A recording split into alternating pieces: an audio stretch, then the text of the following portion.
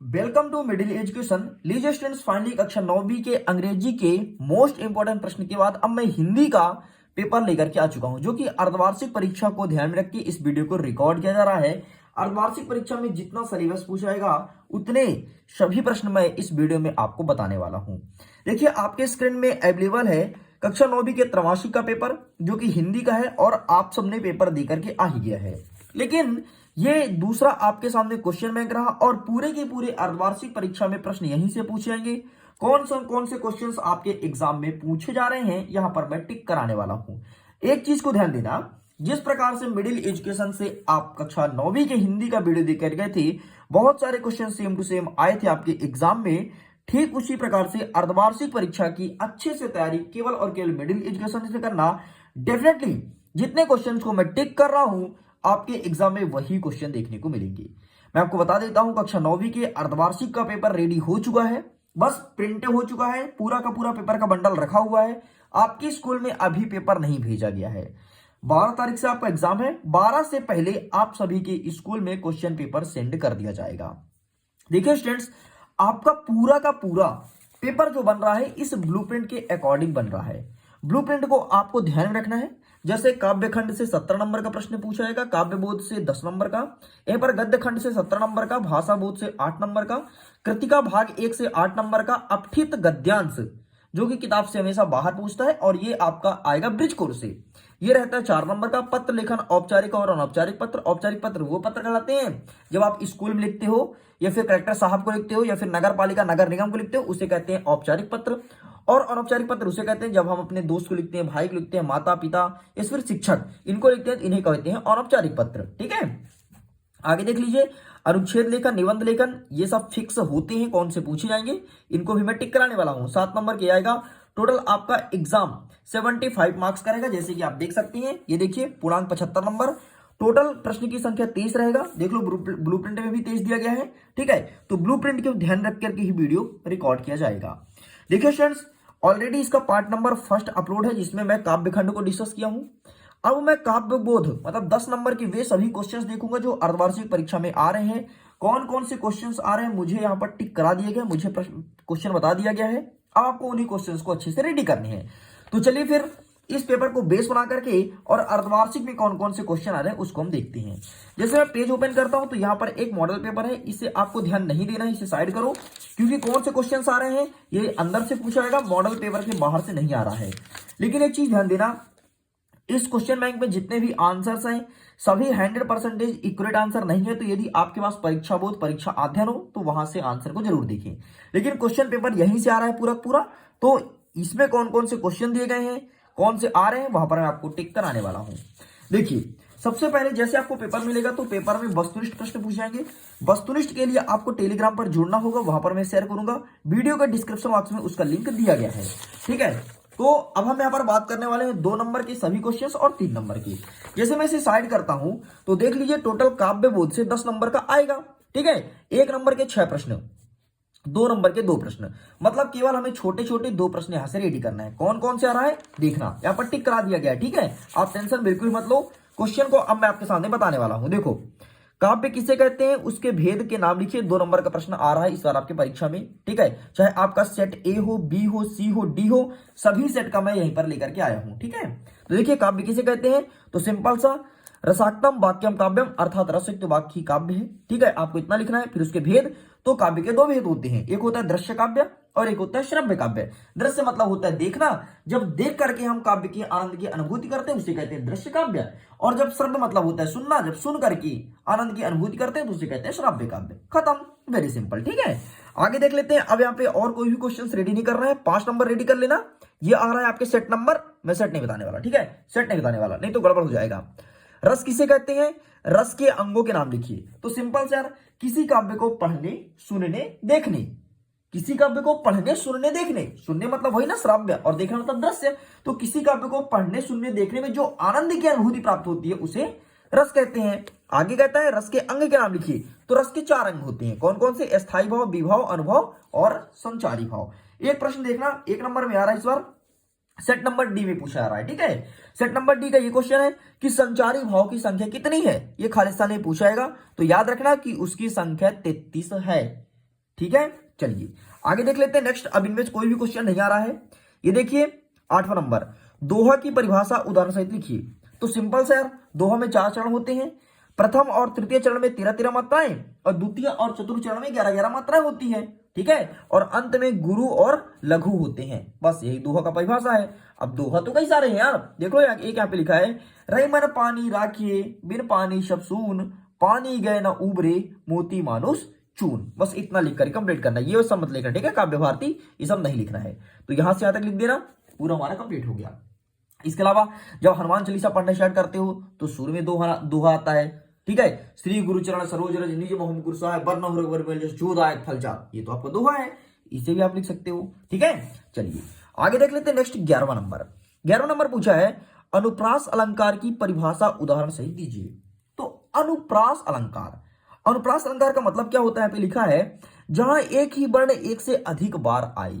जैसे कहीं राम राम आए तो रा रा रा रा रा, राम शब्द कई बार आए, वर्ण आए, देखो शब्द नहीं आए, ध्यान देना। जहां एक ही वर्ण, वर्ण मतलब केवल एक अक्षर, जैसे आ आए तो आ, सा आए तो सा। बहुत से बच्चे क्या गलती करते हैं, शब्द लिख देते हैं, लेकिन शब्द नहीं, आपको ध्यान देना है। जब एक ही वर्ण एक से अधिक बार आए तो उसे कहते हैं अनुप्रास अलंकार। उदाहरण देखो, 4 चंद्र की चंचल किरणें खेल रही थी जल थल में। देखो चा चा चा चा आया ना, कितने बार आया, 1 2 3 4 बार आया भाई। ठीक, तो बस ये आपके अनुप्रास अलंकार का उदाहरण है। यहां पे लिखा भी है, डिस्क्राइब किया, लेकिन हमें इतना नहीं लिखना, हमें केवल ऊपर का लिख देना है। ओके, चलिए आगे देख लेते हैं। ये एक सेट में आ रहा है, यमक अलंकार की परिभाषा उदाहरण से लिखिए।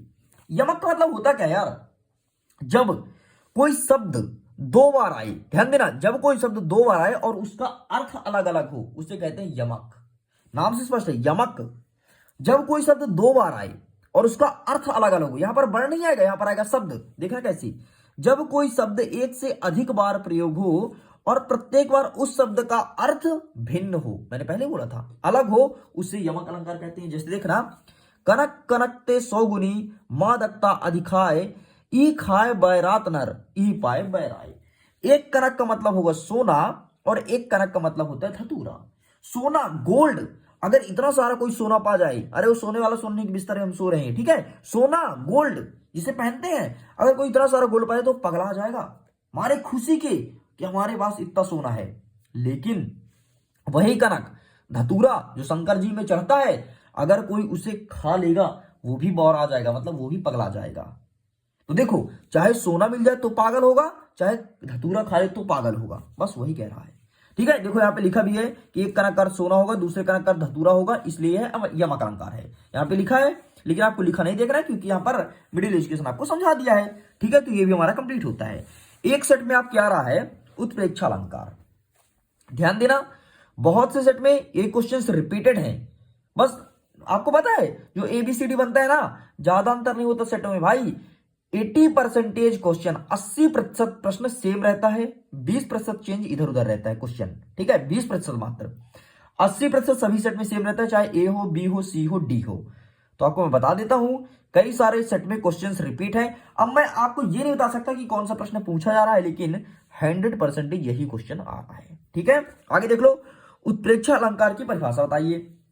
तो उत्प्रेक्षा का अर्थ होता है संभावना या कल्पना। ठीक है, उत्प्रेक्षा करना नहीं, और होता है ना यार, इसे अपेक्षा कर रहे हैं, ठीक है, मतलब संभावित जता रहे हैं कि यार अपेक्षा नहीं करते कि यार शायद वो हम मुझे वो पेन दे दे, मतलब अपने नहीं कर रहे हैं, संभावना कर रहे हैं। तो वही उत्प्रेक्षा का मतलब होता है संभावना। जहां उपमेय में उपमान की कल्पना की संभावना की जाती है वह उत्प्रेक्षा अलंकार कहलाता है। और बोला है इसका उदाहरण, तो उदाहरण यहां पे लिखा है आ नंबर, देख लो, मनहू सुर कढ़ीदारी है।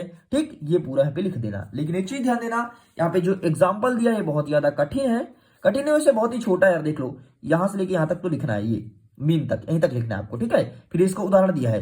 तो यदि इससे सरल एग्जाम्पल किसी स्टूडेंट्स के पास है तो कमेंट सेक्शन में लिख देना, ताकि सही बच्चों का फायदा हो जाए। लेकिन यकीन मानना, इन क्वेश्चंस को अच्छे से प्रिपेयर कर लेना। ठीक है, आगे चलते हैं।